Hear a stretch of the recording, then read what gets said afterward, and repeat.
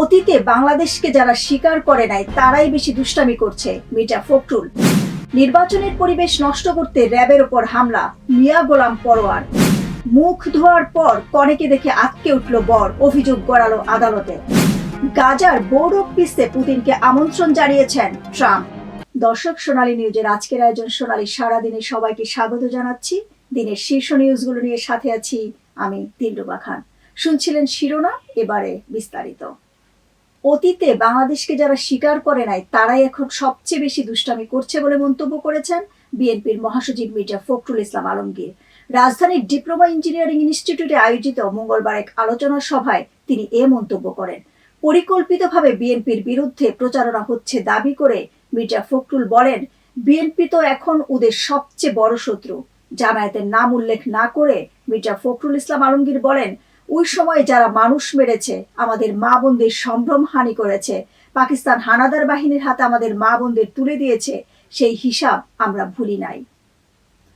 নির্বাচনের পরিবেশ নষ্ট করতে র্যাবের উপর হামলা, মিয়া গোলাম পরোয়ার। আসন্ন জাতীয় নির্বাচনকে সামনে রেখে সন্ত্রাসীরা নির্বাচনী পরিবেশ নষ্ট করতে ও জনমনে আতঙ্ক সৃষ্টির জন্য র্যাবের উপর হামলা করেছে বলে দাবি করেছেন বাংলাদেশ জামায়াতে ইসলামী সেক্রেটারি জেনারেল মিয়া গোলাম পরোয়ার। তিনি এ ঘটনায় নিন্দা জানিয়ে সন্ত্রাসীদের দমনে কঠোর পদক্ষেপ ও সুষ্ঠু তদন্তের আহ্বান জানান। মঙ্গলবার এ বিষয়ে একটি বিবৃতি দিয়েছেন তিনি। বিবৃতিতে মিয়া গোলাম পরোয়ার বলেন, চট্টগ্রামের সীতাকুণ্ডে অভিযানে গিয়ে সন্ত্রাসীদের গুলিতে এক র্যাব কর্মকর্তা নিহত ও আরো ৩ র্যাব সদস্য আহত হওয়ার ঘটনায় আইন শৃঙ্খলা পরিস্থিতির অবনতি ও সন্ত্রাসীদের কর্মকাণ্ড নিয়ন্ত্রণে প্রশাসনের ভূমিকা নিয়ে দেশবাসী উদ্বিগ্ন। সরকারি কর্মকর্তা কর্মচারীদের জন্য বৈশাখ উদযাপন আরো আনন্দময় করতে বৈশাখী ভাতা উল্লেখযোগ্য হারে বাড়ানোর ব্যাপারে সিদ্ধান্ত নিতে যাচ্ছে জাতীয় বেতন কমিশন। বুধবার প্রধান উপদেষ্টার কাছে এই সংক্রান্ত চূড়ান্ত প্রতিবেদন জমা দেবে পে কমিশন। সোমবার পে কমিশনের একটি সূত্র জানিয়েছে, নবম পে স্কেলের আওতায় এই ভাতা মূল বেতনের বর্তমান 20% থেকে বাড়িয়ে 50% করার চূড়ান্ত সুপারিশ করা হচ্ছে।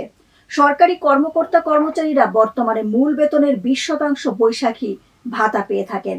এটি বাড়িয়ে বৈশাখী ভাতা মূল বেতনের 50% করার সুপারিশ করা হবে।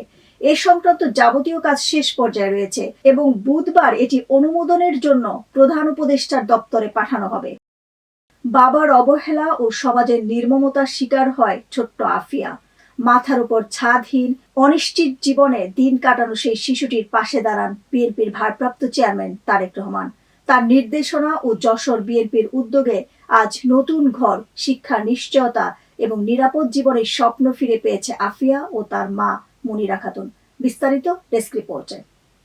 ধবল বা অ্যালবিনিজম রোগে আক্রান্ত হওয়ায় ছোট্ট মেয়ের দায়িত্ব নিতে অস্বীকৃতি জানান বাবা। সে ছোট্ট আফিয়া ও তার মা মনিরা খাতুনের সংগ্রামী জীবনের গল্প জানার পরই তাদের দায়িত্ব নিয়েছিলেন বিএনপির চেয়ারম্যান তারেক রহমান। তারেক রহমানের নির্দেশেই এবং যশোর বিএনপির সহায়তায় আফিফার জন্য বসত ঘর নির্মাণ করে দেওয়া হয়। পাশাপাশি আফিয়ার পড়াশোনার দায়িত্ব নেন তারেক রহমান এবং পরিবারের অন্যান্য দেখভালের দায়িত্ব দেওয়া হয় যশোর বিএনপিকে। বাবা বের করে দেওয়ার পর একসময় নষ্ট ও গন্ধ পান্তা খেয়ে জীবন চলত আফিয়া ও তার মা মনিরা খাতুনের। মাথার উপর ছিল না কোনো ছাদ। আজ সে আফিয়া খেলে বেড়াচ্ছে তার নতুন বাড়িতে। সোমবার দুপুরে আফিয়ার পরিবারের কাছে বাড়ি হস্তান্তর অনুষ্ঠানে ভার্চুয়ালি যুক্ত হন তারেক রহমান। যশোর সদর উপজেলার বাজুয়াডাঙ্গা গ্রামে অনুষ্ঠানের আয়োজন করে যশোর জেলা বিএনপি।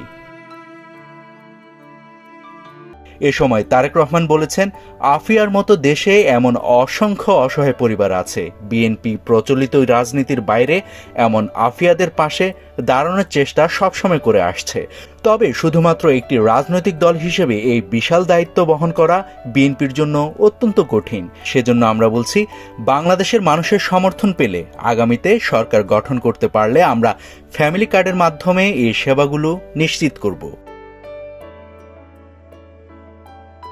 ভূমিষ্ঠ হওয়া সন্তানের শরীরের ত্বক, মাথার চুলের রঙে ভিন্নতার কারণে অপবাদ দিয়ে স্ত্রী মনিরা খাতুনকে তালাক দেন স্বামী মোজাফফর হোসেন।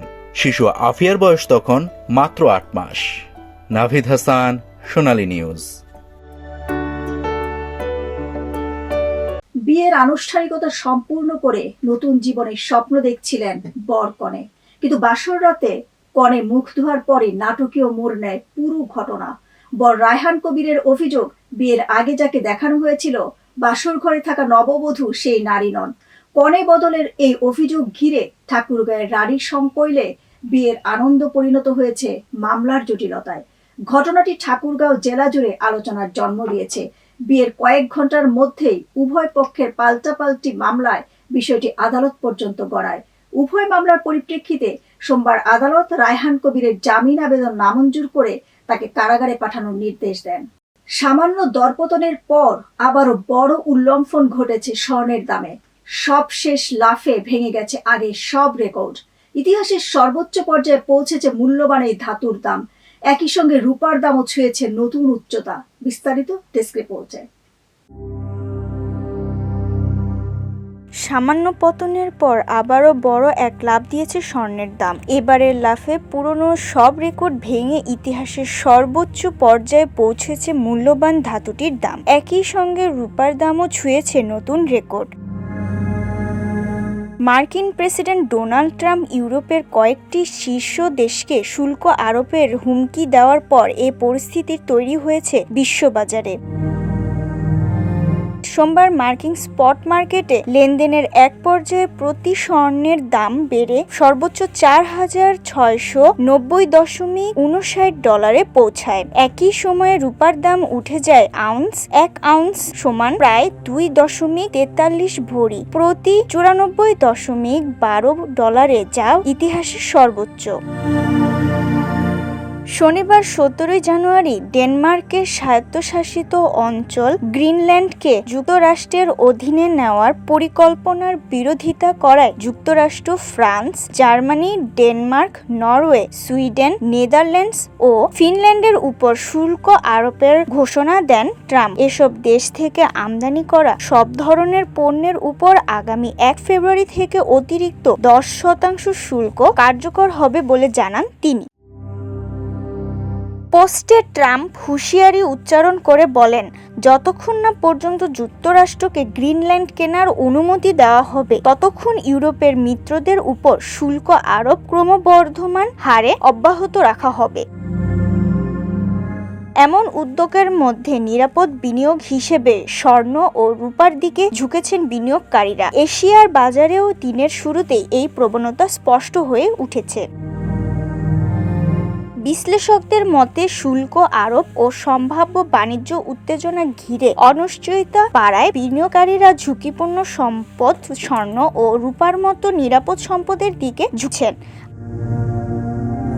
এদিকে দেশের বাজারে ইতোমধ্যে ইতিহাসের সর্বোচ্চ দামে বিক্রি হচ্ছে স্বর্ণ। গত 15 জানুয়ারি থেকে দেশের বাজারে প্রতি ভরি 11.664 গ্রাম 22 ক্যারেটের স্বর্ণ বিক্রি হচ্ছে 2,34,680 টাকায়। এছাড়া 21 ক্যারেটের প্রতি ভরি স্বর্ণ 2,24,007 টাকা, 11 ক্যারেটের প্রতি ভরি স্বর্ণ 1,91,989 টাকা এবং সনাতন পদ্ধতির প্রতি ভরি স্বর্ণ 1,57,231 টাকায় বিক্রি হচ্ছে বর্তমানে। অন্যদিকে দেশের বাজারে 22 ক্যারেটের এক ভরি রূপা বর্তমানে বিক্রি হচ্ছে 5,949 টাকায়। এছাড়া 21 ক্যারেটের প্রতি ভরি রূপা 5,715 টাকা, 18 ক্যারেটের প্রতি ভরি রূপা 4,899 টাকা এবং সনাতন পদ্ধতির প্রতি ভরি রূপা 3,674 টাকায় বিক্রি হচ্ছে। বিশ্ববাজারে ফের স্বর্ণ রূপার দামে যে লাভ দেখা গেছে তার প্রভাব পড়তে পারে দেশের বাজারেও। ফলে বাংলাদেশেও নতুন আরেক রেকর্ড সৃষ্টি হতে পারে স্বর্ণ রূপার দামে। ডেস্ক রিপোর্ট, সোনালী নিউজ। গাজার যুদ্ধ পরবর্তী শাসন ও পুনর্গঠন তদারকিতে তৈরি বোর্ড অব পিস বা শান্তি বোর্ডে রাশিয়ার প্রেসিডেন্ট ভ্লাদিমির পুতিনকে আহ্বান জানিয়েছেন যুক্তরাষ্ট্রের প্রেসিডেন্ট ডোনাল্ড ট্রাম্প। মঙ্গলবার নিজেই এটি সত্যতা নিশ্চিত করে ট্রাম্প সাংবাদিকদের বলেন, পুতিনকে বোর্ড অব পিসে আমন্ত্রণ জানানো হয়েছে। ক্রেমলিনের মুখপাত্র দিমিত্রি পেসকভ সোমবার সাংবাদিকদের বলেন, প্রেসিডেন্ট পুতিনও এই বোর্ড অব পিসে যোগ দেওয়ার আমন্ত্রণ পেয়েছেন। 2022 সালে ইউক্রেনে হামলা চালানো পশ্চিমা বিশ্বে কূটনৈতিকভাবে বিচ্ছিন্ন হয়ে যায় রাশিয়া। এর মধ্যেই পুতিনকে বোর্ড অব পিসে আমন্ত্রণ জানালেন ট্রাম্প। এবারে খেলার সংবাদ। বাংলাদেশকে বিশ্বকাপ থেকে বাদ দেওয়ার ইঙ্গিত দিয়েছে আইসিসি। ভারতে টি-20 বিশ্বকাপ খেলতে না গেলে বড় ধরনের শাস্তির মুখে পড়তে পারে বাংলাদেশ, এমনই চাঞ্চল্যকর তথ্য জানিয়েছে আইসিসির একটি সূত্র। নির্ধারিত সময়ের মধ্যে সিদ্ধান্ত না জানালে বিশ্বকাপ থেকে ছিটকে পড়ার আশঙ্কা তৈরি হয়েছে টাইগারদের। বাংলাদেশ থাকবে কিনা বিশ্বকাপে, এই প্রশ্ন ঘিরে ক্রিকেট আঙ্গনে এখন তীব্র উদ্বেগ, জল্পনা আর নাটকীয়তা। এবারে বিনোদন সংবাদ। ভারতের সাংস্কৃতিক অঙ্গনে যার সুরে মিলেছে ঐক্য আর পরিচয়ের গর্ব, সেই এ.আর. রহমানকে ঘিরে এখন নতুন করে প্রশ্ন ও বিতর্ক। ধর্মীয় মেরুকরণের রাজনীতিতে কি কোণঠাসা হয়ে পড়েছেন এই বিশ্বজয়ী শিল্পী? বিস্তারিত ডেস্ক রিপোর্টে।